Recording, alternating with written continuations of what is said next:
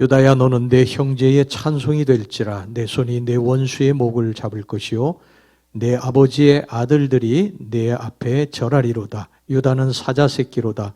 내 아들아, 너는 움킨 것을 찢고 올라갔도다. 그가 엎드리고 웅크림이 수사자 같고 암사자 같으니 누가 그를 범할 수 있으랴. 규가 유다를 떠나지 아니하며 통치자의 지팡이가 그 발 사이에서 떠나지 아니하기를 실로가 오시기까지 이르리니 그에게 모든 백성이 복종하리로다.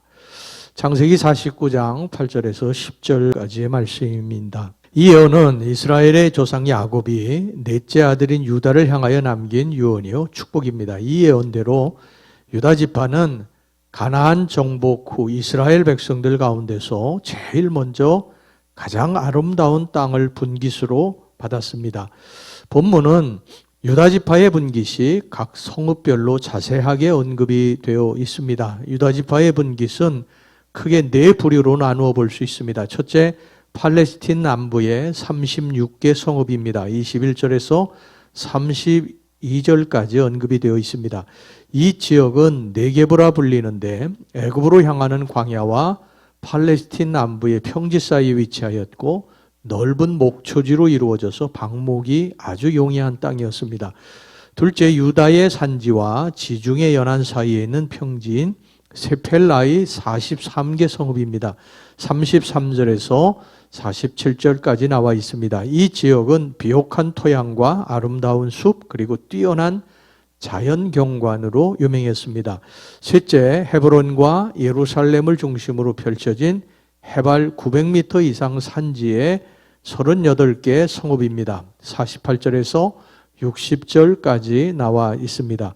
그러나 우리가 흔히 생각하는 불모의 산지와는 달리 이곳은 각종 나무와 숲, 골짜기를 낀 과수원이 많이 있어서 이스라엘의 온갖 과일이 풍성하게 생산이 되었습니다.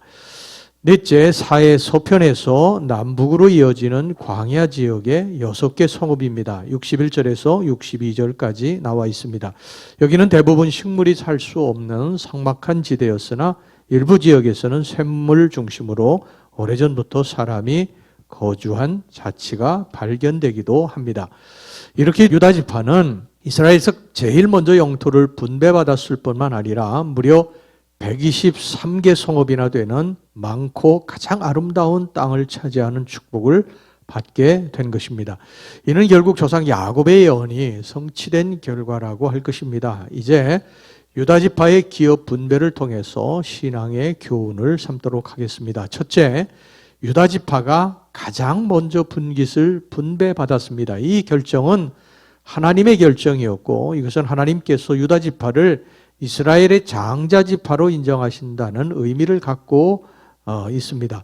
하나님께서는 유다 지파를 먼저 선택하셔서 가장 아름답고 비옥한 땅을 차지하게 하셨습니다. 그 이유가 무엇일까요? 우리는 이것을 영적으로 해석해야 합니다. 유다 지파에서 나중에 누가 나십니까? 바로 예수 그리스도가 나십니다. 즉 그리스도를 믿고 그의 자녀가 된 사람에게는 하나님께서 가장 넓고 비옥한 땅을 먼저 취하게 하신다는 것입니다.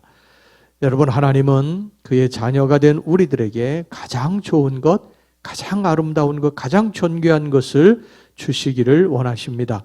비록 이 세상에서는 우리가 보잘것없는 존재를 할지라도 하나님께는 우리가 세상 어떤 존재보다도 귀한 존재라는 사실을 알아야 합니다. 이 세상 어떤 만물과도 바꿀 수 없는 소중한 존재들입니다. 여러분들의 자녀들을 세상에 무엇하고 바꾸겠습니까? 물론 인간의 사랑이 불완전하기 때문에 자식들을 버리는 부모도 가끔 있습니다만 정상적인 부모라고 한다면요, 누가 억만금을 준다 한들 그 자식하고 바꾸겠어요? 세상에서 가장 소중한 존재가 자식 아닙니까? 그러므로 우리가 이 땅에서 축복받고 사는 비결은요, 딴 게 없습니다. 단지 우리의 아버지 되신 하나님께만 붙어 있으면 됩니다.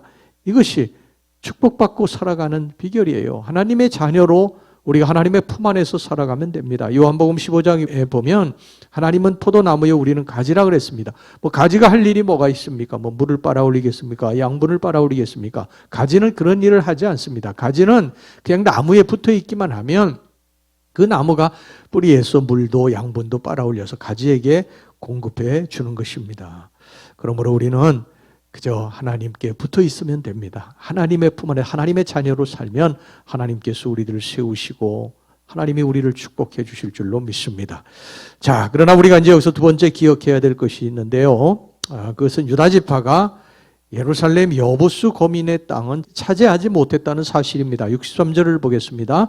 예루살렘 주민 여부수 족속을 유다 자손이 쫓아내지 못하였으므로 여부수 족속이 오늘까지 유다 자손과 함께 예루살렘에 거주하니라. 자, 그렇다면 하나님께서 왜 여부수 족속의 땅까지 유다 지파에게 온전히 허락하지 않으셨을까? 왜 쫓아내지 못하게 하셨을까? 그것은 유다 지파로 하여금 모든 아름다운 것들로 인해서 지나치게 자고하지 않게 하시기 위함이었습니다. 인간은 얼마나 악한지요. 잘되고 성공하면 교만해지기 쉽습니다. 우리는 보통 생각할 때 잘되고 성공하면 하나님 앞에 영광 돌리고 하나님 앞에 감사하고 그렇게 살아갈 것 같지요. 그런데 인간이 그렇지 않아요. 처음에는 물론 감사하고 하나님 앞에 찬양하고 기뻐하고 그렇게 살지만 이것이 계속되다 보면요. 나중에 우리의 심령이 무뎌져서 하나님 앞에 더 이상 감사하지도 못하고 기뻐하지도 않고 그렇게 살게 됩니다. 어려울 때 죽어라고 매달리지만요. 기도하지만 어려움이 해결되면 더 이상 하나님 찾지 않는 사람들이 얼마나 많은지 모릅니다. 어려울 때 그렇게 매달려 기도하다가 어려움 해결되면 뭐 더 이상 기도하지 않잖아요. 입시철 되면 사람들이 많이 예배당에 와서 기도하는데 입시철 끝나면 그것으로 끝입니다. 하나님이 바로 이것을 경계하시는 것입니다. 그래서 유다 지파에게 아직 정복되지 않는 여부수 족속을 남겨놓으신 것입니다. 여러분, 우리 모두에게는요, 인생에 문제가 있습니다. 왜 하나님 믿는 백성에게 하나님이 이런 문제를 남겨놓으셨을까요? 바로 인간의 교만 때문입니다. 인간에게 자고하지 않게 하시기 위해서 그러신 것입니다. 바울도 모든 것을 다 갖춘 사람이었지만요, 그에게 질병이라는 찌르는 가시가 있었습니다. 그런데 바울의 고백이 뭐냐면 자신의 이 찌르는 가시로 인해서 하나님 앞에 자신은 자고하지 않게 됐다는 거예요. 하나님 앞에 엎드려 기도하면서 하나님 의지하고 평생토록 살게 됐다고 하는 것입니다. 그러므로 우리에게 문제가 있다고 해서 원망하고 불평하지 말고 하나님이 나를 이끌어 가시는 섭리시구나 생각하시고 오히려 감사하시고 더 엎드려 기도하시고 신앙 정진의 계기로 삼으시기를 주의 이름으로 축원합니다.